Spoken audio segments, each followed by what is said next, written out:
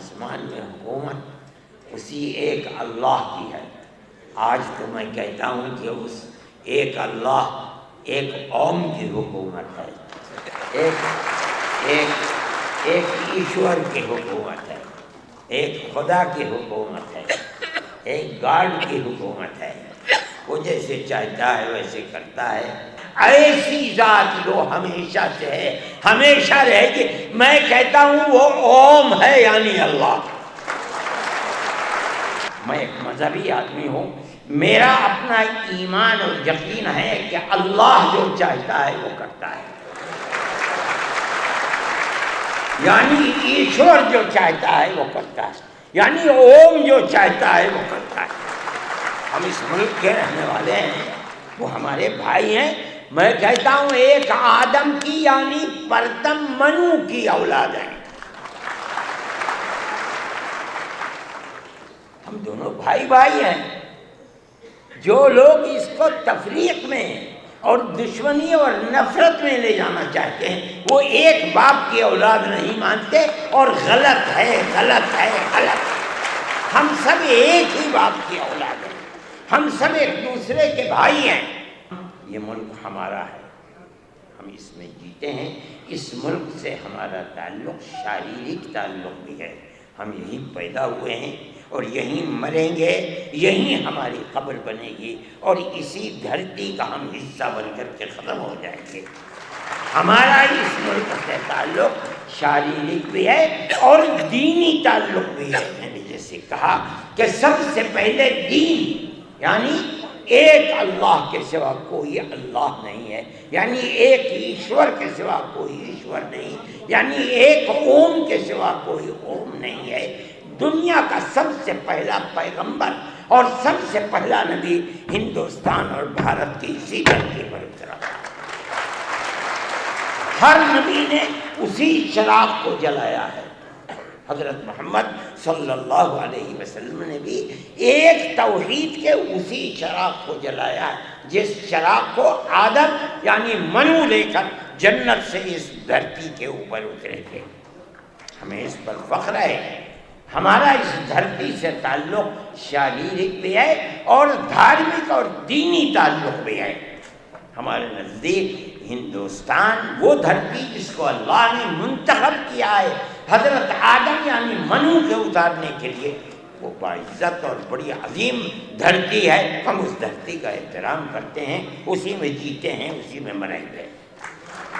یہ ہمارا اس ملک سے تعلق ہے۔ کوئی جانے نہ جانے، کوئی مانے نہ مانے، ہم جو بات جتنی بات کہہ رہے ہیں، میں دین کو کہتا ہوں، اسلام کو نہیں کہتا ہوں، میں دین کو کہتا ہوں۔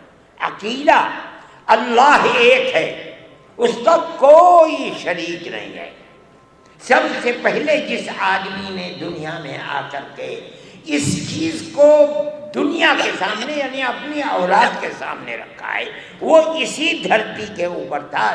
جس طرح اللہ نے آخری نبی کے لیے عرب کی دھرتی کا انتخاب کیا، سب سے پہلے نبی کے لیے بھارت کی دھرتی کا انتخاب۔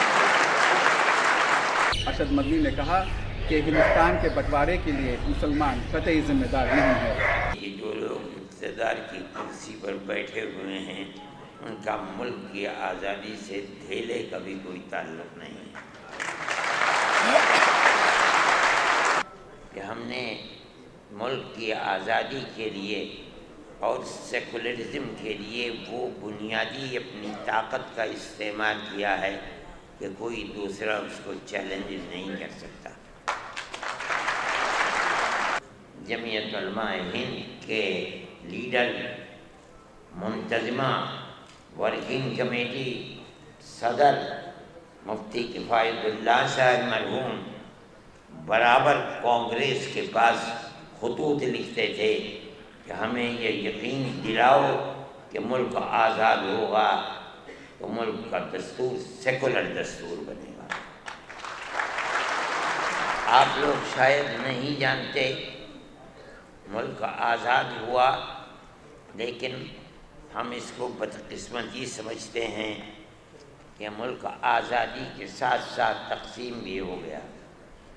ہم تقسیم کے مخالف تھے، ملک آزاد ہوا اور ملک تقسیم ہوا، ایک طاقت کھڑی ہو گئی اور اس نے کہا کہ مسلمان مذہب کی بنیاد پر اپنا حق لے چکا، اور اس نے پاکستان بنوا لیا اور ملک کے 2 حصے ہو گئے۔ اس لیے اب ہندوستان کا دستور سیکولر دستور نہیں بلکہ مذہبی دستور ہوگا۔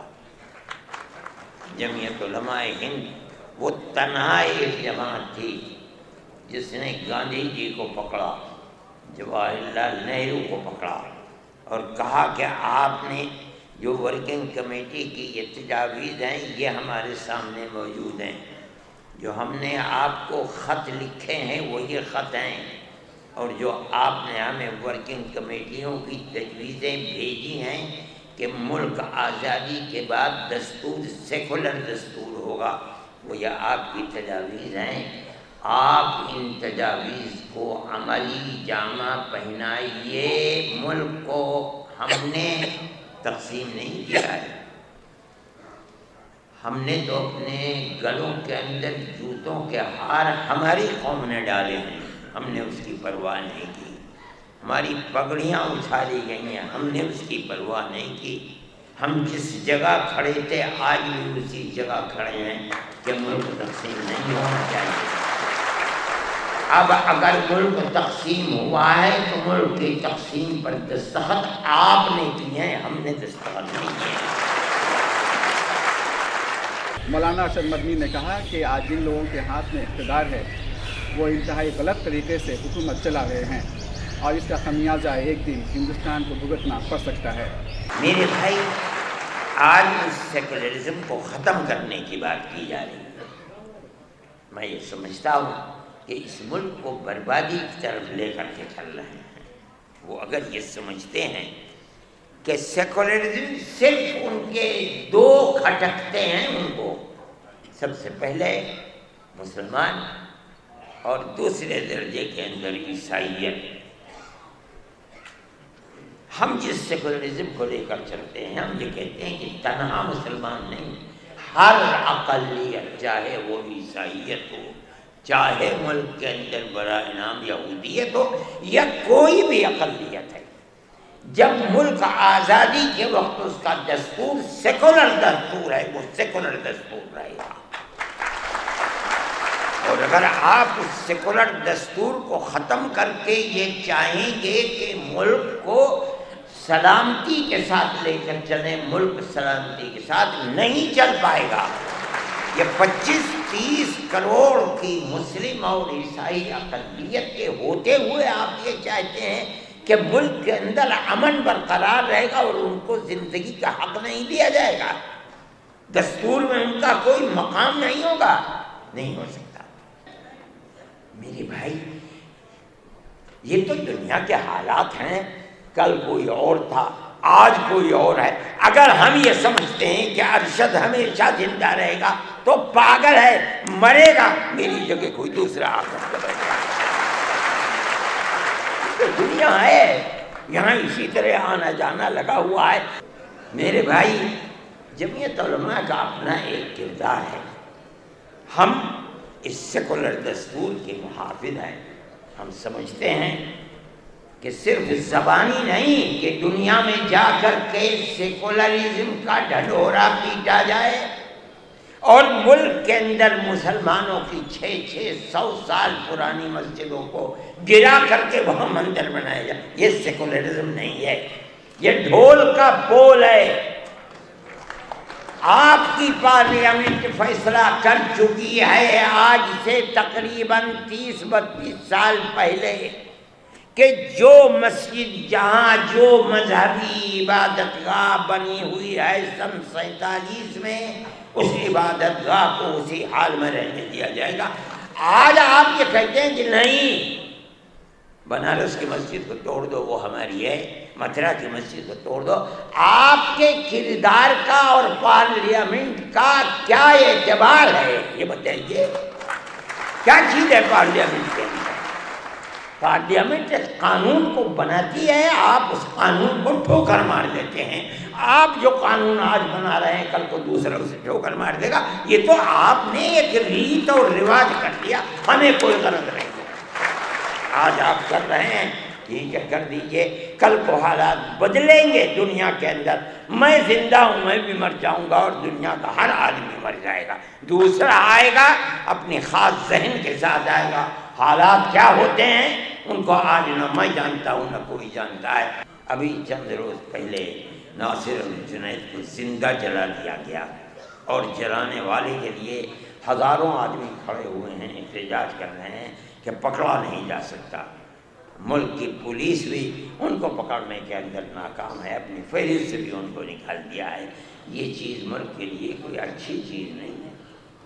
اس کا مطلب ہے کہ ملک کے اندر امن و امان کو قائم رکھنے کے لیے جن لوگوں کے ہاتھ میں اقتدار ہے، چاہے وہ کسی بھی پارٹی کے لوگ ہوں، میں یہ نہیں کہتا ہوں، جن کے ہاتھ میں اقتدار ہے وہ ملک کو اس ڈگر کے اوپر جس پر ملک کو رہنا چاہیے اور امن و امان قائم ہونا چاہیے نہیں ڈالنا چاہتے۔ انہیں صرف اپنے اقتدار اپنے کرسی کی فکر ہے، اس کے سوا ملک جل جائے بھاڑ میں چلا جائے ان کو اس سے کوئی تعلق نہیں۔ مولانا ارشد مدنی نے جمعیت علماء کے کارکنوں اور عہدیداروں سے کہا کہ وہ ہندوؤں کے ساتھ اس کے علاوہ جو غیر مسلم ہیں سب کے ساتھ آپسی تال میل کو فروغ دیں اور ہندوستان میں امن و امان کی فضا بحال کریں۔ میرے بھائی، ہم یہ سمجھتے ہیں کہ امن و امان کو پکڑنا چاہیے۔ میں مسلمانوں سے یہ کہتا ہوں کہ آج کی حکومتیں جو کچھ کر رہی ہیں اس سے فرقہ پرستی اور آپس میں نفرت اس طریقے پر ابھر رہی ہے کہ نہیں کہا جا سکتا کہ کل کو کیا ہوگا۔ میں جمعیت علماء کے ہر ورکر سے یہ بات کہتا ہوں کہ آپس میں پیار و محبت کو پیدا کرو۔ اس کا یہ مطلب نہیں ہے کہ مسلمان سے پیار نہیں، اس ملک کے ہر رہنے والے سے محبت کرو، اپنے دکھ میں سکھ میں انہیں شریک کرو، ان کے دکھ اور سکھ کے اندر تم شریک ہو۔ ان کے یہاں شادی بیاہ ہے وہ تم کو نہیں بلاتے، جاؤ اور مبارکبادی دے کر چلے آؤ۔ کھانا کھلاتے ہیں کھاؤ، نہیں کھلاتے نہ کھاؤ۔ جب تمہارے یہاں سکھ ہو، شادی بیاہ ہو، تم اپنے رشتہ داروں کو جس طرح بلاتے ہو اپنے دائیں بائیں رہنے والے غیر مسلموں کو بلاؤ۔ یہ تمہاری پرانی زندگی ہے، آج کی نہیں، یہ ہزاروں سال پرانی زندگی ہے، اور اسی طرح اس ملک کے اندر ہم رہتے چلے آئے ہیں۔ دنیا کے کسی ملک کے اندر مسلمان اور غیر مسلم کو اس طرح جیسے اس ملک میں رہتے ہیں نہیں رہنے دیتے۔ دیکھو گاؤں کے اندر رہتے ہیں، اگر ان سے پوچھو کہ مسلمان کب سے آباد ہے، نہ مسلمان جانتا ہے کہ اس کی تاریخ کیا ہے، نہ ہندو جانتا ہے کہ اس کی تاریخ کیا ہے۔ اس پیار و محبت کے اندر شریک تھے، لیکن آج کی سیاست یہ پیار و محبت کی سیاست نہیں ہے۔ میں یہ سمجھتا ہوں کہ یہ بڑی تباہی کے آثار ہیں۔ آپ کو جمعیت علماء کے ورکر ہونے کی حیثیت سے آپ کو اس سلسلے میں قدم بڑھانا چاہیے۔ میں مدرسے والوں سے کہتا ہوں، صحیح ہے آپ کا مدرسہ مذہبی مدرسہ ہے، لیکن یاد رکھیے رسول اللہ صلی اللہ علیہ وسلم جن کی زندگی کو لوگ جانتے نہیں اور خاص طریقے کے اوپر برادران وطن نہیں جانتے، غیر مسلموں کے ساتھ اٹھنا بیٹھنا رہنا سہنا آپ کی زندگی تھی۔ یہ سمجھنا کہ کسی غیر مسلم کے ساتھ اٹھنا بیٹھنا یہ درست نہیں، اسلام میں غلط ہے، غلط ہے، غلط ہے۔ میرے تعلقات RSS کے بڑے چوٹی کے لوگوں سے ہیں جو میرے پاس آتے ہیں، میں ان کے پاس جاتا ہوں، ہندوؤں سے بھی ہیں مسلمانوں سے بھی ہیں۔